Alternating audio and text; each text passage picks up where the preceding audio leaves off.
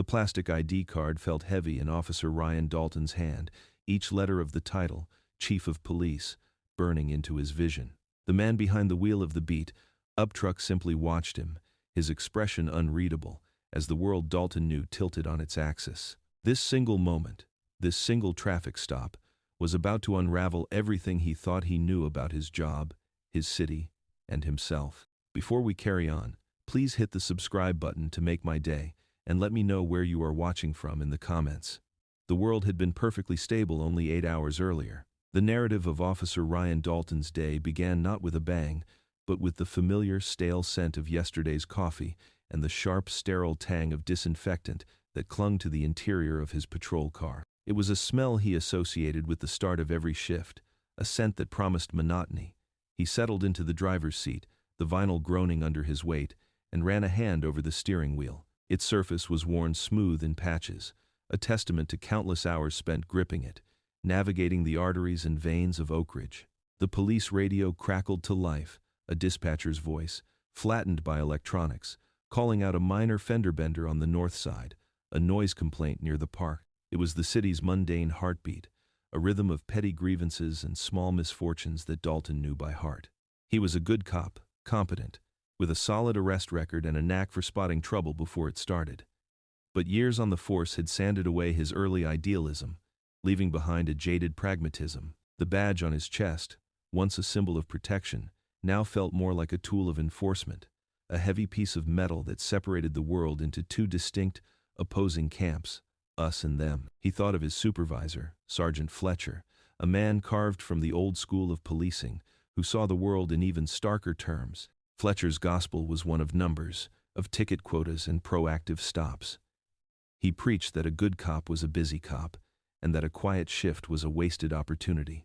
The pressure from Fletcher was a constant low-grade hum in the back of Dalton's mind, a reminder that community engagement was a fine idea for press conferences, but on the street, authority was the only language that mattered.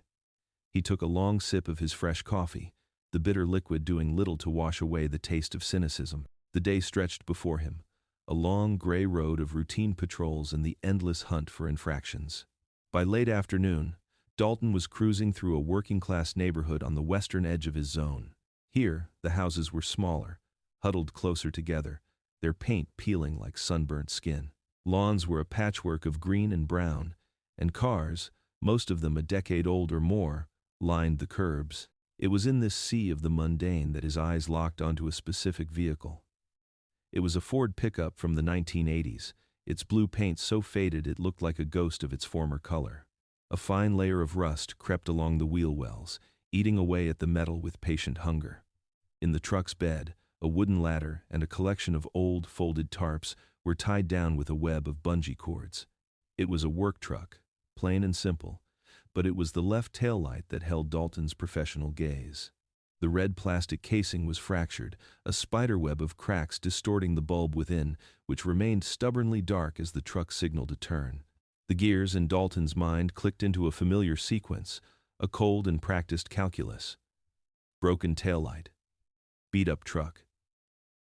The elements combined to form a profile, an assumption so deeply ingrained he was barely conscious of making it.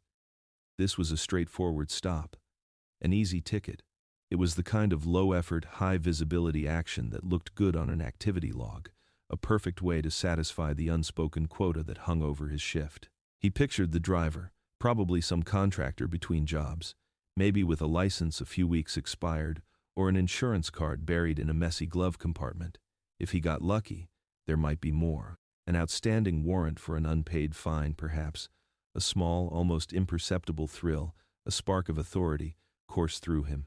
It was the feeling of being in control, of imposing order on a world that was messy and unpredictable. With a decisive flick of his thumb, he activated the patrol car's light bar. The brilliant strobes of red and blue silently painted the street. He gave the siren a short, sharp chirp, a clean, authoritative sound that cut through the afternoon quiet. The decision was made. The sequence of events that would irrevocably alter the course of his life had been set into motion. The old Ford responded immediately, its turn signal blinking as it pulled over to the curb with a smoothness that slightly surprised Dalton. There was no hesitation, no sudden lurch that might suggest panic or inexperience. It was a calm, deliberate maneuver. Dalton parked his patrol car behind the truck, the onboard computer already running the license plate, which came back clean. He stepped out, the familiar weight of his duty belt a comforting presence. As per his training, he kept one hand resting lightly on the grip of his service weapon as he approached the driver's side, his eyes scanning the interior, his boots crunching softly on the gravel shoulder. The driver's window was already down, saving him the trouble of tapping on the glass. The man inside was in his late 50s, his face a landscape of calm composure.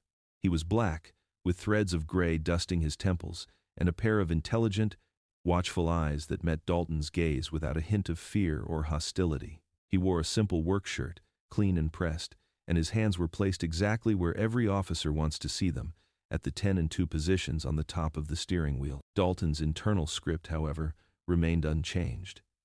He was the authority figure here, and the driver's posture, while textbook perfect, did nothing to alter that dynamic. "Good afternoon, sir," Dalton began, his tone clipped and official, with an undercurrent of condescension he barely noticed himself. "Do you have any idea why I pulled you over today?" The man's voice, when he spoke, was as calm as his demeanor. It was a deep, even baritone, laced with a tone of weary respect. "I have a suspicion it might be the driver's side taillight officer," he said, his eyes flicking to the rearview mirror for a moment. "It's on my list to get fixed this weekend." Dalton was unimpressed. He'd heard 1,000 excuses, 1,000 promises to fix things this weekend. It was all just noise. "License and registration, please," he said, his voice flat, his hand outstretched. He felt completely in control, a master of this small roadside drama. The driver's politeness was a minor variable, but it didn't change the fundamental equation of the stop. He was a cop, and this was a violation. For the man in the truck, however, something else was happening. He was not just a driver being pulled over, he was an observer, patiently assessing the officer before him, watching the scene unfold with a quiet, unnerving focus. The driver reached slowly for his back pocket, producing a worn leather wallet. He opened it and handed it over to Dalton. The officer took it, his fingers brushing against the warm, supple leather. He pulled out the driver's license first. The name read, Marcus Thorne. The address was local, the license valid, not set to expire for another 2 years. Everything was in order. Behind the license, however, was another card, a more official-looking piece of plastic with a gold seal. Dalton pulled it out, assuming it was a county employee ID or some other secondary form of identification, something that might get the man out of a ticket if he worked for the city. He held it up, his eyes scanning the text. Time did not so much slow down as it did shatter into a million frozen fragments. The ambient sounds of the street, the distant hum of traffic, the rustle of leaves in a nearby oak tree, all of it vanished, sucked into a sudden roaring vacuum in his ears. His heart, which had been beating at a steady, professional rhythm, gave a violent lurch and then began to hammer against his ribs like a trapped bird. He read the name again, Marcus Thorne, and then he read the title printed in bold, unequivocal letters beneath it, letters that seemed to swell and burn with an impossible heat. Chief of Police, Oak Ridge PD. The blood drained from his face, a cold tide receding, leaving him pale and clammy. His gaze flickered up from the impossible letters on the ID to the calm, steady face of the man in the truck, and then back down to the ID. The two images refused to connect. The rusty pickup truck, the working-class neighborhood, the cracked taillight, his own smug, condescending tone, it all came crashing down on him in a tidal wave of pure, unadulterated panic. The script he had been following, the entire framework of his worldview, had just been obliterated. He had not just pulled over a citizen. He had not just made a routine stop. He had, with the full, arrogant weight of his perceived authority, pulled over and patronized his new boss, the man who held his entire career in the palm of his hand. Dalton stood frozen on the gravel shoulder, the plastic credential feeling both impossibly heavy and flimsy in his trembling hand. His mouth opened, a dry, clicking sound escaping, but no words followed. The entire universe seemed to have contracted to this single, horrifying point on a sun-drenched roadside. Chief Thorne finally broke the silence, his voice still perfectly even, without a trace of the thunderous anger Dalton had been bracing for. The calm was somehow worse, more terrifying. "Is there a problem with my credentials, Officer Dalton?" The use of his name, read from the tag on his uniform, was a surgical strike. It made the interaction intensely personal, stripping away the anonymity of the badge and uniform. Dalton's mind scrambled, trying to formulate a response that could possibly mitigate the disaster. Apologies felt laughably inadequate. "No, sir, Chief," he stammered, the words catching in his throat. I am so sorry, I didn't realize. The taillight. He trailed off, his explanation dissolving into a pathetic mumble. He had been so sure, so confident in his script, and now he was just a stammering fool standing before the most powerful man in his professional world. "You were doing your job," Thorne stated, though it didn't sound like an absolution. It sounded like the opening statement in a trial. A broken taillight is a valid reason for a stop. "I don't dispute that." He paused, letting the silence stretch, letting Dalton's panic marinate. "So, what comes next in your procedure? You've identified the driver and the vehicle. You've confirmed the violation you stopped me for. What happens now?" Dalton's brain felt like a flooded engine. He was supposed to be running the license, writing a ticket or a warning, and sending the driver on his way. But how could he write a ticket for his own police chief? The absurdity of the situation was dizzying. He had been prepared for a shouting match, a furious lecture on the side of the road, for the immediate and explosive consequences of his blunder. This calm, almost academic line of questioning was deeply unsettling. It threw him completely off balance, making him feel less like a cop who had made a mistake and more like a specimen being dissected under a microscope, every flawed assumption and ingrained prejudice laid bare for examination. He felt a bead of sweat trace a cold path down his temple. Chief Thorne did not let him off the hook with a simple, awkward apology.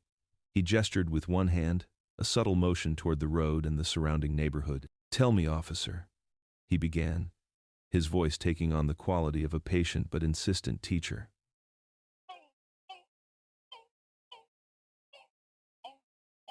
"When you saw my truck, what did you see?" Dalton swallowed hard, his throat dry as dust.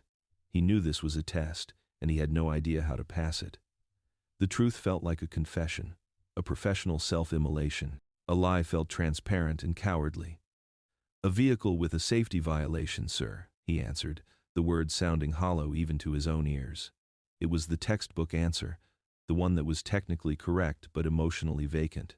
Thorne's eyes, steady and discerning, seemed to look right through him. "Just the violation?" he pressed gently. "Or did the truck itself, this neighborhood, maybe even the driver, fit a certain profile you were looking for today?"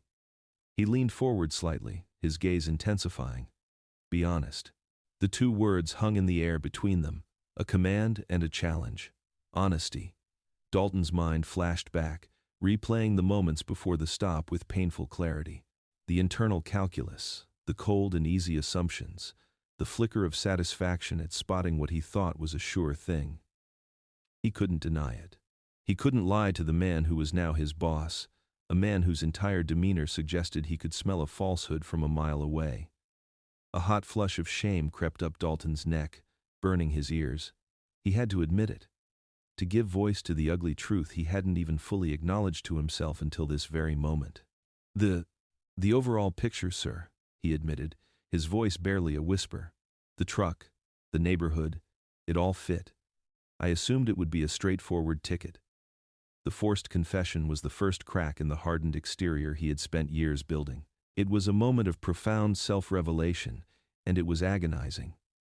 He had always seen himself as a fair cop, a tough but just enforcer of the law. Now, in the reflection of Chief Thorne's calm gaze, he saw a man who operated on lazy stereotypes, a man who had let prejudice become a shortcut in his police work. After a few more probing questions that left Dalton feeling completely exposed, Thorne finally gave a small nod, as if a point had been sufficiently made.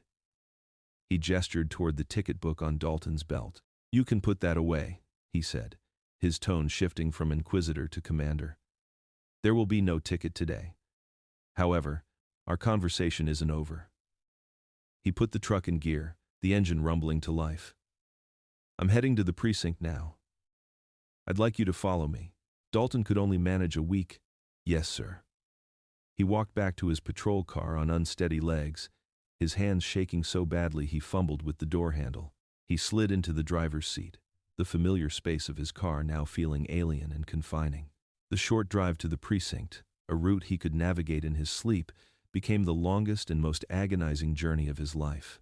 The familiar crackle of the radio, dispatching calls and relaying information, sounded like a foreign language, the mundane chatter of a world he no longer felt a part of. He kept glancing at his rearview mirror, his eyes drawn again and again to the rusty blue Ford pickup that followed him like a shadow, a constant, hulking reminder of his monumental error. His mind was a whirlwind of fear, shame, and a new, unfamiliar feeling of deep introspection. It was no longer just about this one stop.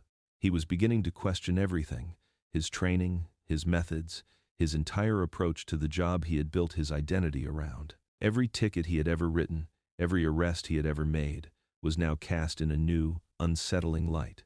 How many times had he acted on a profile instead of on probable cause alone? How many other Marcus Thorns had he pulled over, men who didn't have a police chief's ID to protect them from his assumptions? They pulled into the secure parking lot of the Oak Ridge Police Department, a place that had always felt like a sanctuary, a home base. Today, it felt like the arena for his public execution. Other officers were milling about, their shifts ending, the air filled with the easy camaraderie of those coming off duty. Dalton saw their eyes turn toward him, their expressions shifting from casual greeting to open curiosity. He was a known quantity in the department, a hotshot, as some called him, always at the top of the activity logs.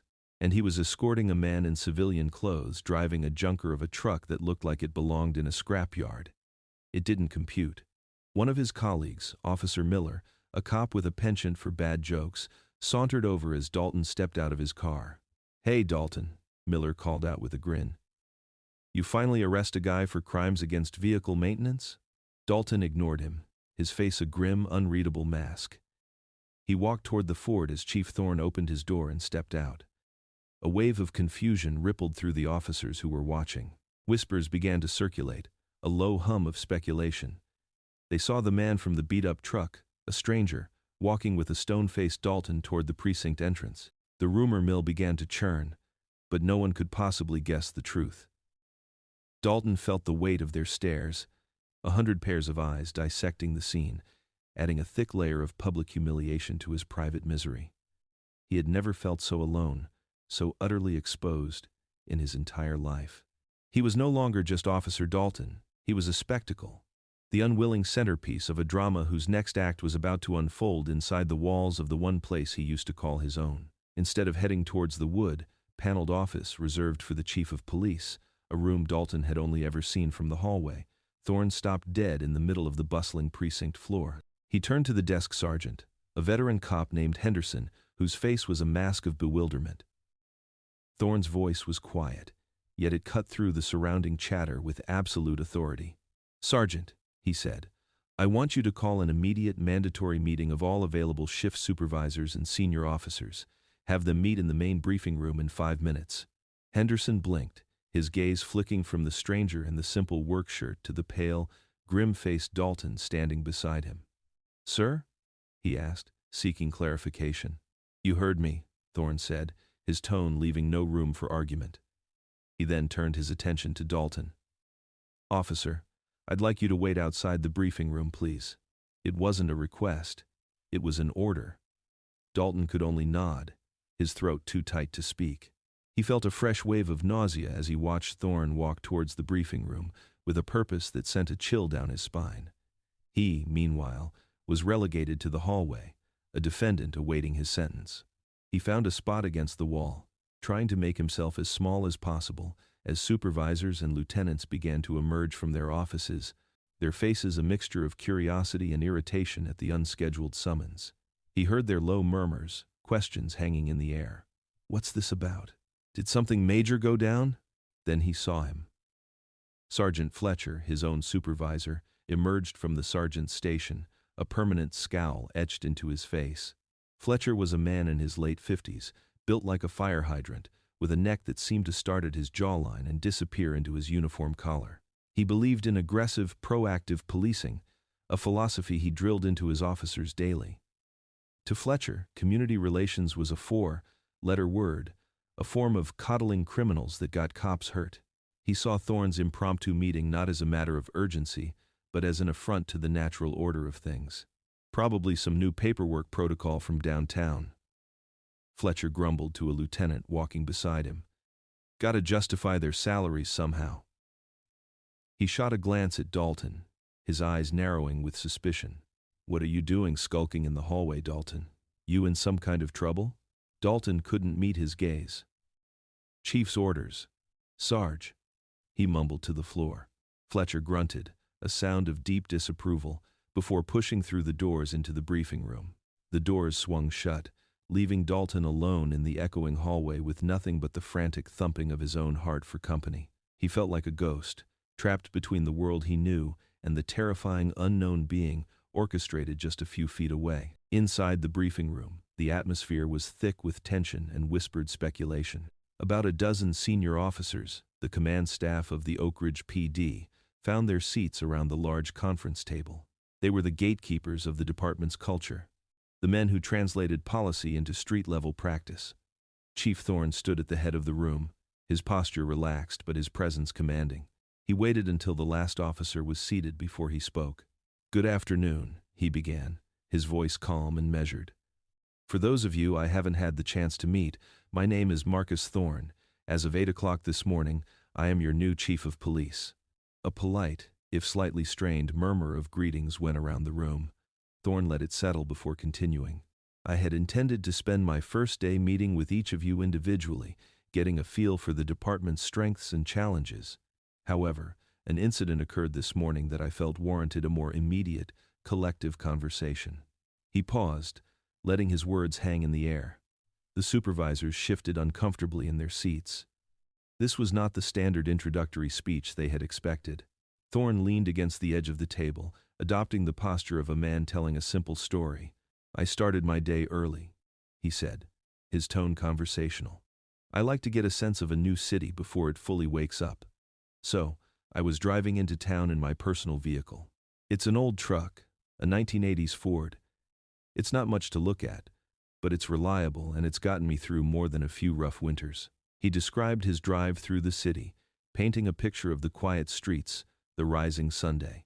Then, he came to the traffic stop. He recounted being pulled over for a broken taillight, a fact he readily admitted. He told the story not with anger or accusation, but with the detached air of an observer. He described the officer's approach, the clipped official tone. He spoke of the subtle condescension he could feel, the unspoken judgment in the officer's eyes as they took in his old truck, his work clothes, and the color of his skin. He never once used Dalton's name, referring to him only as the officer. As he spoke, a palpable discomfort spread through the room. The supervisors, to a man, recognized the scenario. It was a routine stop, the kind of interaction that happened 100 times a day in Oak Ridge. They had all performed them, and they had all taught their junior officers how to perform them. But hearing it told from this perspective, from the point of view of a black man who also happened to be their new boss, cast the familiar scene in a harsh, unflattering light. They exchanged nervous glances, the unspoken recognition passing between them. They knew exactly the kind of stop he was talking about, the kind of assumptions that were made.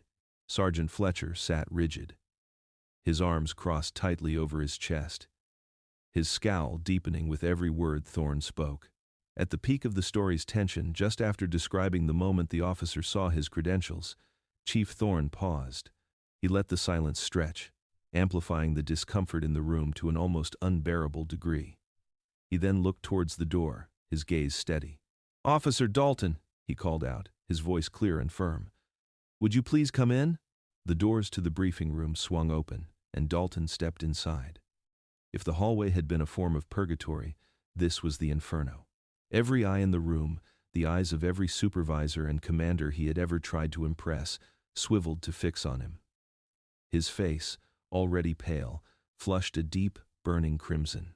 He felt stripped bare, every professional pretense torn away, leaving only his raw, monumental failure on display. He walked stiffly to the front of the room and stood beside the chief, his eyes locked on a scuff mark on the linoleum floor.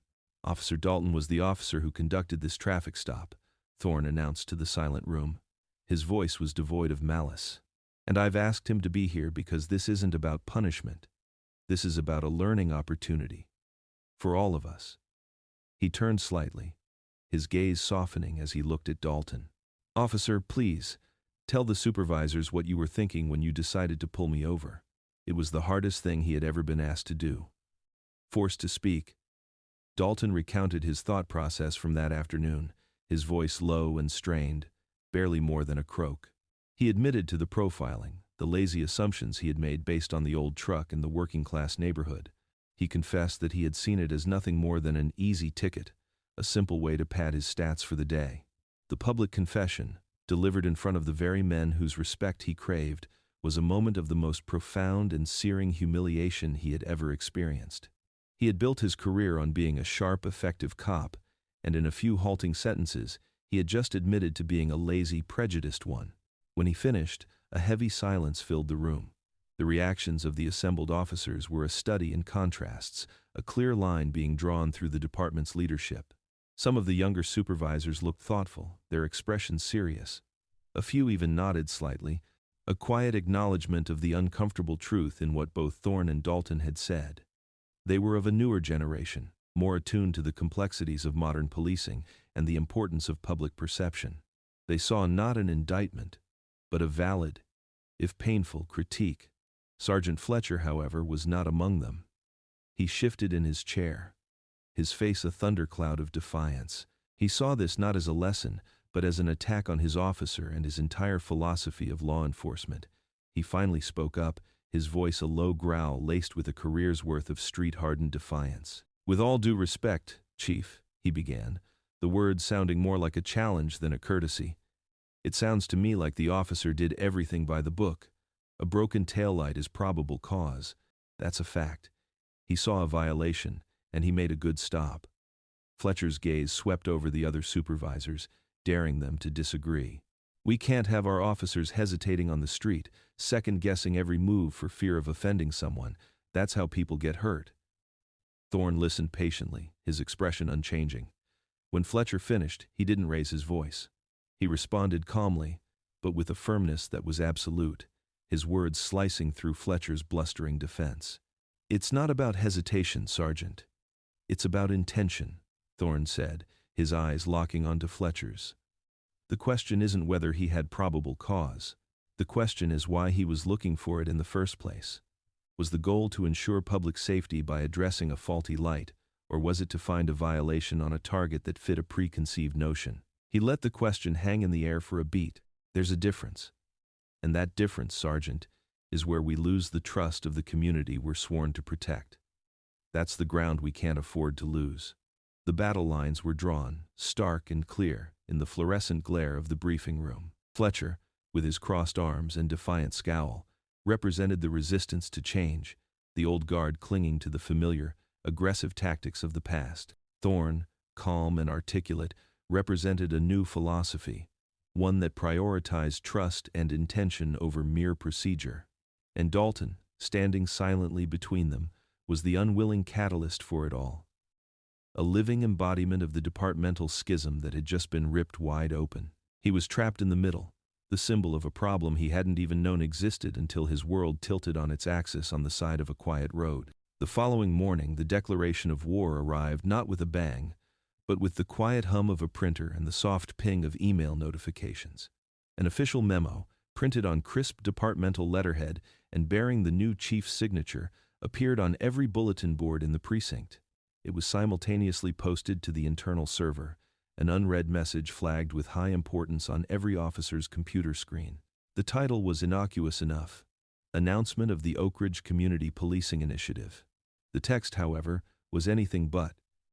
It was written in the precise professional language of a man who chose his words with surgical care. Chief Thorne announced the immediate launch of a mandatory, department-wide training program. The curriculum would focus on concepts that made many veteran cops' eyes glaze over, or worse, roll in contempt: implicit bias, procedural justice, and advanced de-escalation techniques. The memo laid out the philosophy in firm, unequivocal terms. Excerpts were read aloud in hushed, resentful tones in the hallways and break rooms. "The goal of this initiative is to rebuild and reinforce the bonds of trust between this department and the community we serve," one section read. Another stated, "Our mission is to ensure every citizen of Oak Ridge is treated with dignity and respect, regardless of their appearance, their vehicle, or the neighborhood in which they reside." But it was a single, carefully worded phrase in the second paragraph that became the epicenter of gossip and speculation. The memo stated that the new initiative was prompted by a recent interaction that highlighted a need for departmental reflection and a recommitment to our core principles. The sentence was a masterstroke of corporate ambiguity. To the dozen supervisors who had been in the briefing room, the meaning was crystal clear and deeply personal. To everyone else, it was a tantalizing mystery, a blank space they rushed to fill with their own theories. The rumor mill, already churning from the sight of Dalton escorting the stranger in the old truck, went into overdrive. The story became twisted in the retelling, a funhouse mirror version of the truth. The new chief, some whispered, had been disrespected during a secret visit to the precinct and was now on the power trip to end all power trips. The backlash was immediate and visceral. The precinct, once a place of gruff but reliable camaraderie, fractured along invisible fault lines. The camera of an unseen observer could have moved through the building, capturing the dissent in a series of bitter vignettes. In the cavernous locker room, the air thick with the smell of sweat and gun oil, two officers slammed their lockers shut. "Can you believe this garbage?" one spat, yanking his uniform on. All because the new chief got his feelings hurt over a traffic stop. A legitimate stop. Now we all have to go back to school. His partner nodded grimly. Implicit bias training. We're cops, not social workers. This is going to get someone killed. You watch. You hesitate for a second on the street because you're worried about someone's feelings, and that's all it takes. In the break room, a group of veteran cops, men with deep lines etched around their eyes from decades of staring into the city's darkest corners, were gathered around a perpetually stained coffee pot. The memo was taped to the refrigerator, already marked up with a few derisive comments in black marker. "A desk jockey," one of them grumbled, stirring his coffee with a plastic spoon. "That's what he is. Some academic with a fancy degree who hasn't been on a real call in 20 years. He doesn't understand the street. He doesn't get what it's like out there." Sergeant Fletcher quickly and naturally became the de facto leader of this simmering opposition. He didn't confine his complaints to whispers in the break room. He held court in the parking lot after his shift, his voice booming with righteous indignation as a circle of younger, impressionable officers listened intently. He leaned against the hood of his own immaculate sedan, a stark contrast to Thorne's humble pickup, and preached his gospel of old-school policing. "This isn't about trust," he declared, his voice dripping with scorn. "This is an attack on real police work. It's a message that says we can't trust our own instincts, the instincts that keep us alive. He wants us to be counselors. I say, let the counselors handle the counseling. Our job is to handle the criminals." The mood in the precinct turned sour, the air charged with resentment and anxiety. The easy banter was replaced by tense silences and suspicious glances. You were either with Fletcher and the old guard, or you were with the new chief and his soft approach. There was no middle ground. Dalton became the focal point of this collective resentment, the unwilling poster boy for everything the officers hated about the new mandate. He was the screw-up, the one who had brought this plague down upon their house. His partner of 3 years, a man with whom he had shared countless hours of boredom and moments of sheer terror, now gave him the silent treatment. The patrol car, once a space of shared jokes and comfortable silence, became a rolling tomb. Every crackle of the radio, every bump in the road, was amplified in the oppressive quiet. Dalton could feel his partner's stare, heavy and accusatory, without ever having to look. Officers who used to greet him with a friendly clap on the shoulder now turned their backs when he walked by. Conversations would abruptly stop when he entered a room, only to resume in hushed tones the moment he was out of earshot. He was eating his lunch alone in his car, the precinct's break room having become hostile territory. One afternoon, as he walked down a hallway, he overheard two dispatchers talking, their voices dropping as he passed, but not before he caught the tail end of their conversation. "If it wasn't for Dalton and his bonehead stop," one of them said with venomous certainty, "we wouldn't be dealing with any of this nonsense." The words struck him like a physical blow. The shame from the stop, a private agony he had been wrestling with, was now compounded by the public ostracism from his peers. He felt completely and utterly isolated, an outcast in the only tribe he had ever known. He began to question everything, not just his actions, but his very identity. He had always been a cop. It wasn't just a job, it was who he was. But if this was what it meant to be a cop, to be part of a group that would so quickly turn on one of its own, did he even want it anymore? The uniform felt heavy and abrasive against his skin, a costume for a role he was no longer sure he knew how to play. Just as the isolation began to feel absolute, a small, unexpected crack of light appeared in the darkness. He was at his locker at the end of a long, silent shift, the metallic clang of the door echoing the hollowness he felt inside. "Hey!" The voice was quiet, and for a moment, he thought he had imagined it. He turned to see Officer Maria Chen standing a few feet away. She was younger, only on the force for a couple of years, but she was known for being sharp, level-headed, and fiercely competent. She was part of a new generation of cops, one that hadn't been forged in Fletcher's crucible of cynicism. "Don't let them get to you," she said, her voice low enough that only he could hear. She glanced around the nearly empty locker room. "What the chief is doing, it's the right thing. It's long overdue. Some of us know that." She gave him a small, supportive nod before turning and walking away, leaving Dalton staring after her. It was a simple gesture, a few quiet words, but in the vast desert of his isolation, it felt like a canteen of cool water. It was the first time in days that someone had looked at him without contempt. The next afternoon, a summons came. The desk sergeant called him over, his expression unreadable.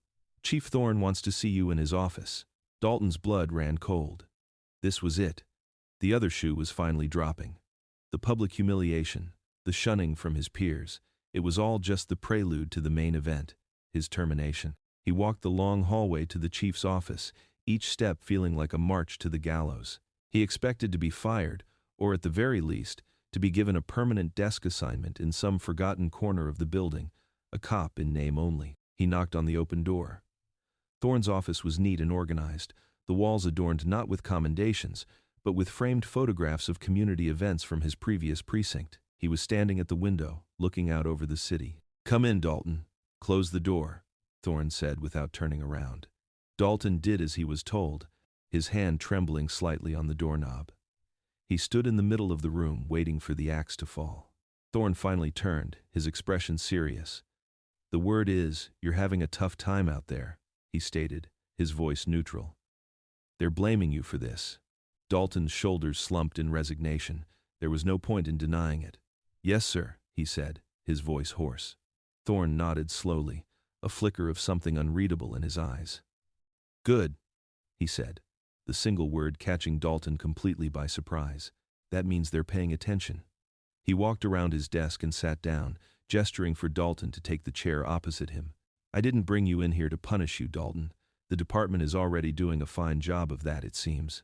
He leaned forward, his hands clasped on the desk. "I'm asking for your help. I want you to help me and the training division design the scenarios for this new initiative. I need you to work with them to build the role, playing exercises." Dalton stared at him, stunned into silence. He had come in expecting the end of his career. This was so far outside the realm of what he had anticipated that his brain couldn't process it. Help him? Help design the very training that had made him a pariah? Thorne seemed to read his confusion. "Think about it," he continued, his voice earnest. "Who better to help us design a training scenario about profiling than the officer who just gave me a masterclass in it? Who better to explain the internal monologue, the assumptions, the shortcuts, than someone who just lived it? Your experience, Dalton, the one that's causing you so much grief right now, is now the most valuable asset we have. I don't need trainers who have only read about this in a book. I need you to help me make this real for them. I need you to make them feel what you felt." Dalton sat there, speechless. He had been so consumed by his own shame and isolation that he had only seen the traffic stop as a catastrophic failure, a career-ending mistake. Thorne, in a stunning act of leadership jujitsu, was reframing it as an asset. He wasn't being punished, he was being recruited. He was being given a new, critical purpose. For the first time since he had looked down at that impossible ID card, a flicker of something other than dread sparked within him. It was a fragile, unfamiliar feeling, but he recognized it. It was hope. Dalton's temporary reassignment to the training division felt like a form of exile. The division was housed in the precinct's basement, a sterile world of beige walls, fluorescent lighting, and the faint, clean scent of paper. It was a stark contrast to the grit and grime of the streets, the visceral reality of patrol work. He was given a small cubicle with a gray desk and a computer that hummed with quiet indifference. For the first few days, he was a ghost in the machine, quiet and hesitant, haunted by the feeling that he was a fraud. He was here to teach others how to avoid a mistake he himself had perfected. The irony was a constant, bitter taste in his mouth. He spent his time reading training manuals and procedural guidelines, the words blurring into meaningless jargon.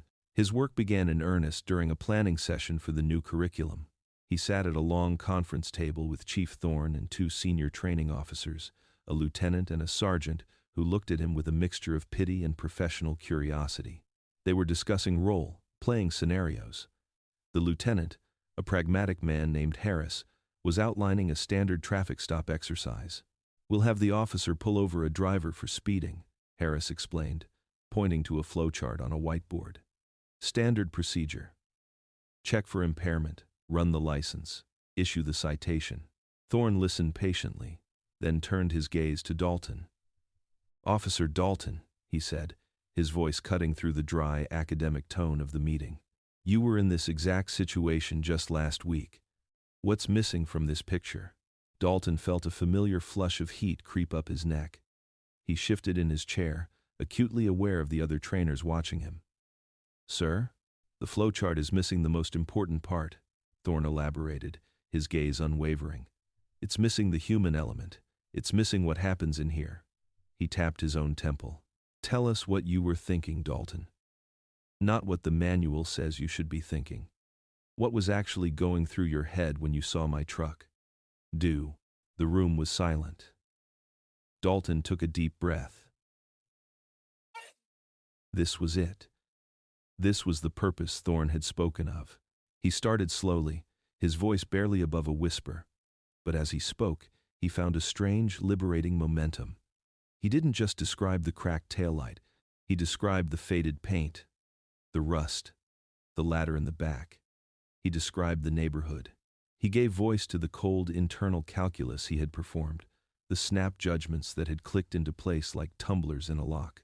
"I wasn't just seeing a violation," Dalton confessed, the words tasting like rust in his mouth.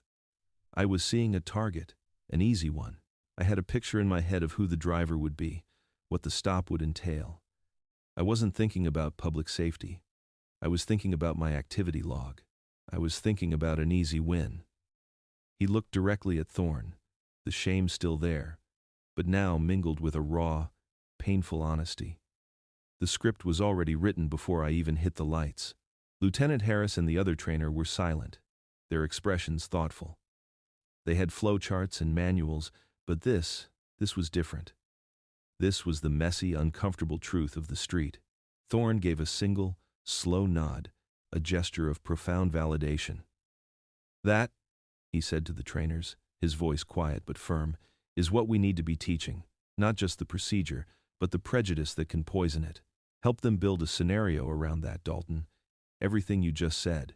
Make it real." In that moment, Dalton's relationship with the chief shifted. It was no longer just boss and subordinate, accuser and accused. It was something closer to mentorship. Thorne wasn't just using his failure, he was helping him transform it into a tool. For the first time, Dalton started to see the path forward not as a penance, but as a purpose. The first mandatory training session was held in the precinct's large gymnasium. The cavernous space, usually echoing with the squeak of sneakers on polished wood, was filled with a low, hostile hum. Rows of folding chairs were filled with uniformed officers, their arms crossed, their faces set in masks of cynical resentment. The air was thick with it, a palpable wave of defiance rolling off the assembled cops. In the back row, Sergeant Fletcher sat like a king holding court in a conquered territory, surrounded by a half-dozen of his most loyal and vocal followers. Their expressions were a mixture of boredom and contempt, and Fletcher made no effort to hide the derisive smirk that played on his lips. Chief Thorne began the session with a brief, no-nonsense introduction, outlining the goals of the initiative. He spoke of trust, professionalism, and officer safety, linking them together as inseparable components of good police work. Then, To Dalton's horror, Thorne looked directly at him. To start us off, I've asked Officer Dalton to share his perspective on why we're all here today. A wave of murmurs rippled through the crowd. Dalton's heart hammered against his ribs as he stood up. The walk from his chair to the small podium at the front of the gym felt like a mile. He could feel every eye on him, 100 beams of judgment and animosity. He gripped the sides of the podium, his knuckles white, and looked out at the sea of hostile faces. He didn't use jargon. He didn't use the language of the training manuals he had been studying. He just told his story, his voice shaking at first, but growing steadier as he found his rhythm. "I'm not here to tell you how to do your jobs," he began, his voice raw with a humility none of them had ever heard from him before. "I'm here because I made a mistake. A big one. I stopped a man not just for a broken taillight, but because he fit a picture I had in my head. A picture I didn't even know was there until it was too late." He paused, letting the words sink in. "That mistake could have cost me my career. It should have. But it also showed me that there's a gap between doing the job by the book and doing it right. And that gap is a dangerous place to be. It's where we make assumptions, and assumptions get us, or someone else, hurt. That's what we're here to talk about. Not about being soft, but about being smart, about closing that gap." His raw honesty had a surprising effect. It didn't win them all over, not by a long shot, but it silenced the most overt scoffers. The low hum of chatter died down. A few of the younger officers, who had been slouched in their chairs, straightened up slightly. In the crowd, he saw Officer Chen, and she gave him a small, almost imperceptible nod of respect. Fletcher, however, just slowly shook his head, his smirk replaced by a look of profound disappointment, as if Dalton had just confessed to a terrible weakness. The session then moved to the role, playing scenarios Dalton had helped design. The trainers set the scene, a noise complaint at a suburban house party. A young actor, barely out of his teens, was hired to play the part of an agitated, uncooperative homeowner, angry that the cops were harassing him. "We need a volunteer officer to respond to the call," Lieutenant Harris announced. A hand shot up in the back. "I'll do it," Sergeant Fletcher said, a challenge in his voice. He strode to the front, a confident swagger in his step. He was going to show this new chief and his pet project how real cops handled uncooperative punks. The scene began. Fletcher approached the actor, his posture immediately aggressive. He stood too close, invading the young man's personal space, his hand resting on his duty belt. "We've had a complaint about the noise," Fletcher barked, dispensing with any attempt at a greeting. "You're going to turn the music down now." The actor, following his script, pushed back. "It's my house, man. It's not even that late. You don't have to be a jerk about it." Instead of using any of the de-escalation techniques that had just been discussed, Fletcher deliberately escalated. He got right in the actor's face, his voice rising to a shout. "I'm the one with the badge, son. You're going to learn to respect it. Now, are you going to turn it down, or am I going to turn this party out myself?"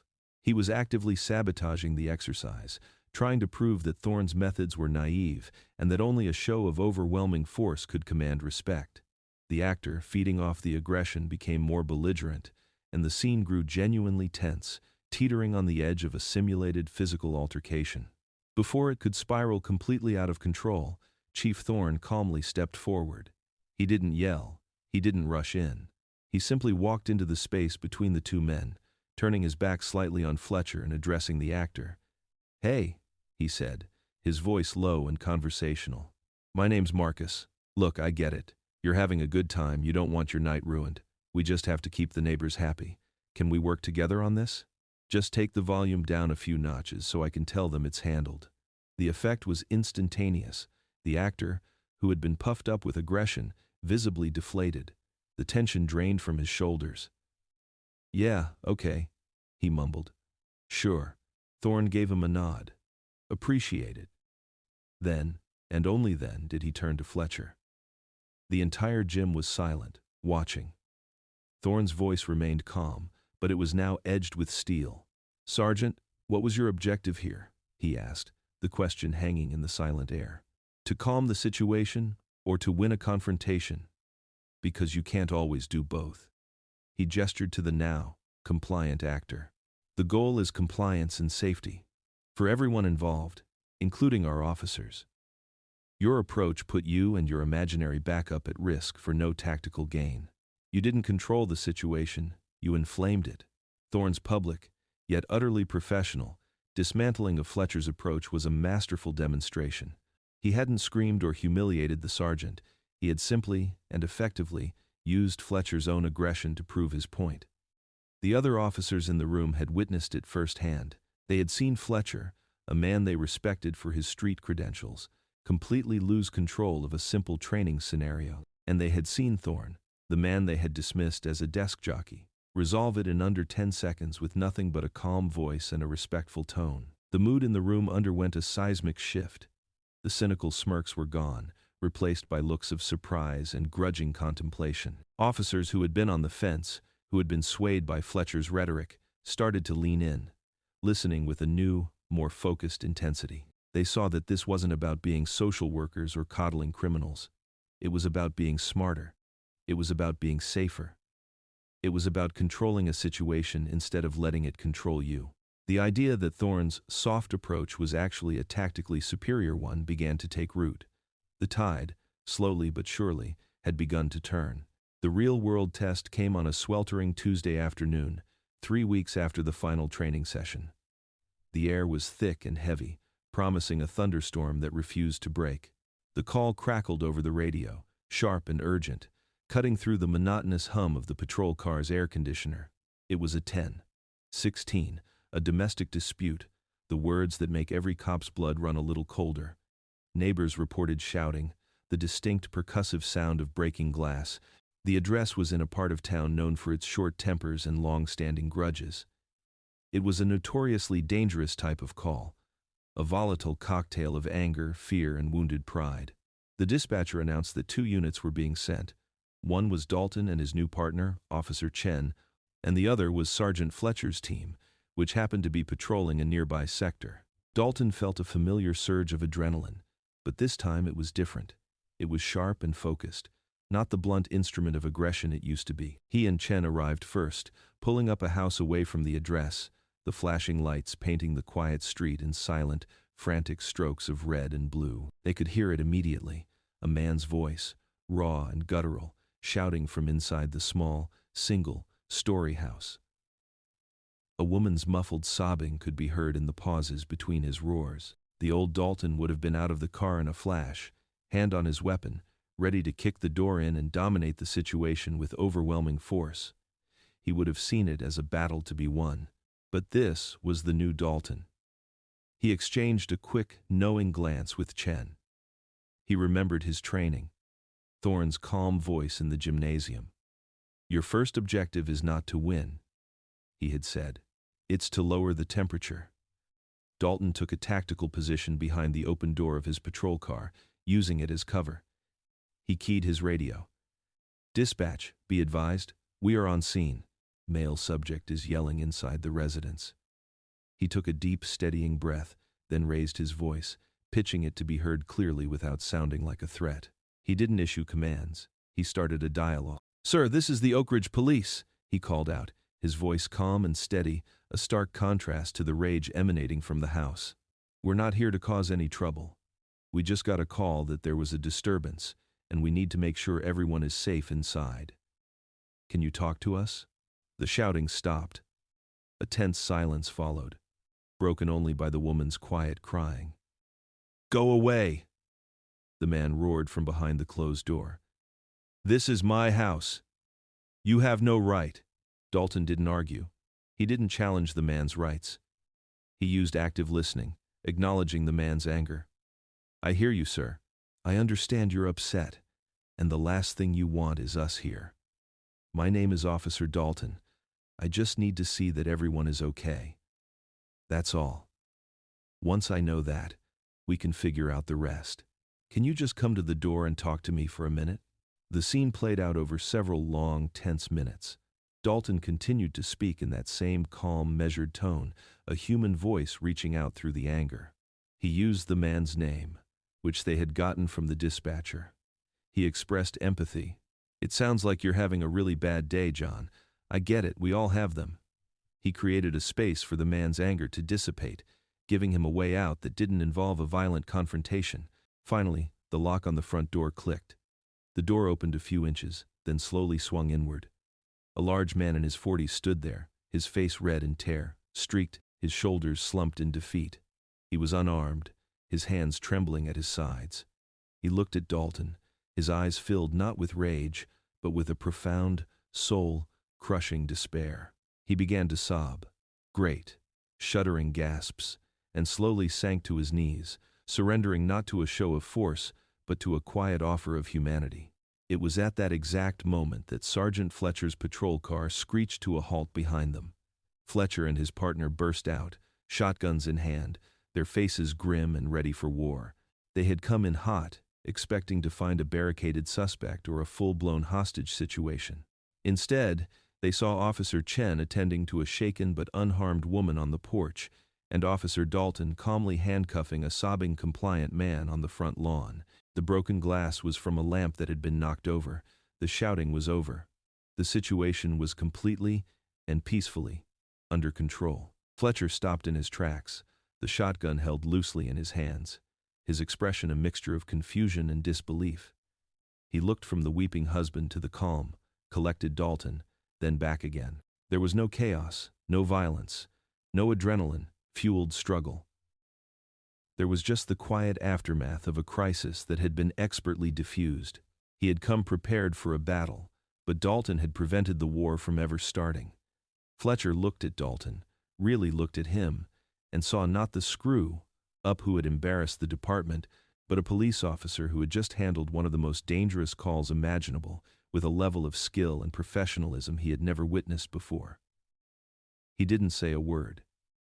He didn't have to. He simply gave Dalton a short, sharp nod, a gesture so small it was almost imperceptible, but it was laden with a career's worth of unspoken meaning. It was a gesture of grudging, but genuine, respect. It was the moment of his concession. The old guard had just seen the value of the new way, not in a sterile training room, but on the unforgiving pavement of the real world. Weeks later, Chief Marcus Thorne stood in his office, the late afternoon sun casting long shadows across the room. He was looking at a chart, a simple bar graph prepared by the department's analytics division. The title read, Citizen Complaints and Use of Force Incidents, Quarterly Comparison. The bars for the most recent quarter, the quarter since the new training initiative had been fully implemented, were dramatically shorter than the ones that had come before. A 30% drop in citizen complaints, a 45% drop in use of force incidents. It was just data on a page, but to Thorne, it was a symphony. It was the quiet statistical proof that change was not only possible, but was already happening. He looked out his window at the sprawling city of Oak Ridge, at the endless river of cars flowing through its concrete arteries. A small, satisfied smile touched his lips. He thought back to that first day, to the risk he had taken. He could have fired Dalton on the spot, made an example of him. He could have used the full weight of his authority to force his new philosophy on a resentful department.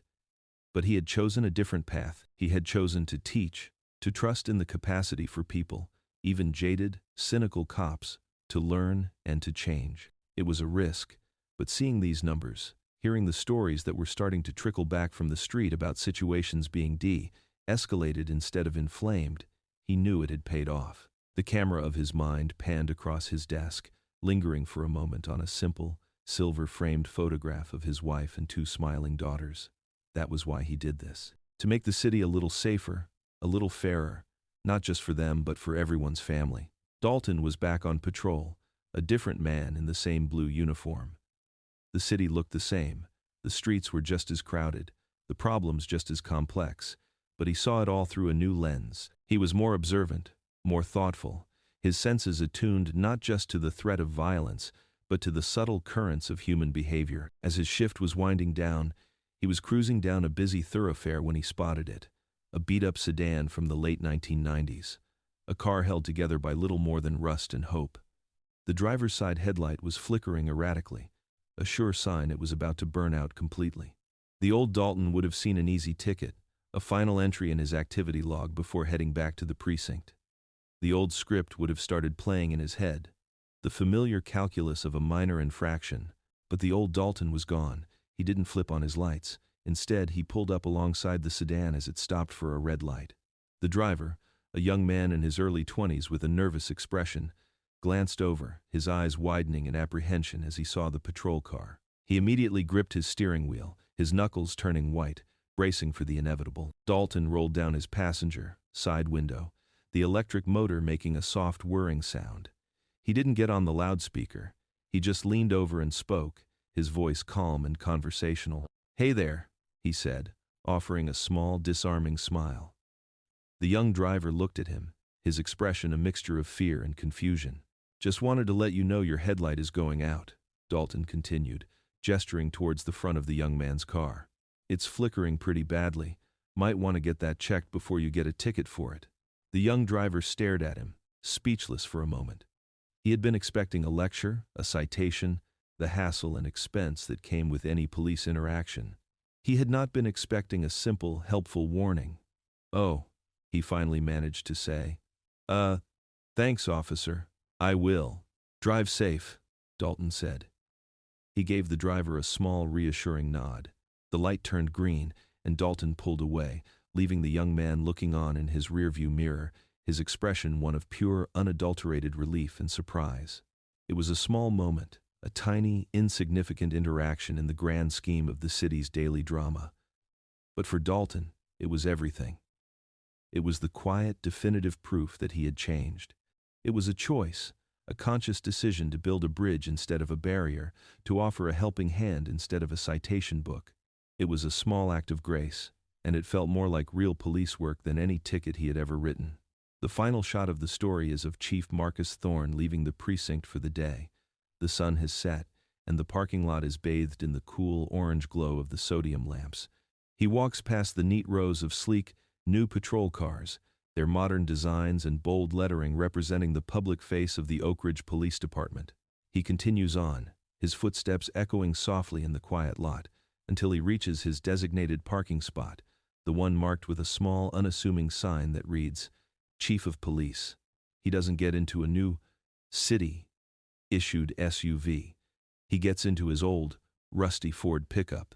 As he starts the engine, the familiar rumble, a deep, comforting sound, the camera focuses on the back of the truck. The spider web of cracks in the driver's side taillight is gone.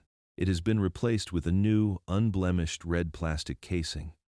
When he presses the brake pedal, it glows with a bright, steady, and brilliant light.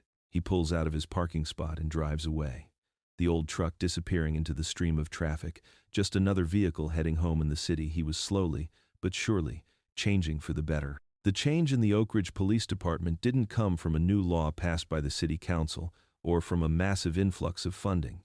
It didn't come from a press conference or a public relations campaign. It came from a single, quiet moment of choice on a sun-drenched roadside, a choice to see a person instead of a stereotype, a choice to teach instead of to punish. It was a lesson that began with one officer and one traffic stop, a lesson that rippled outwards, proving that sometimes the most profound transformations begin not with a shout, but with a quiet conversation.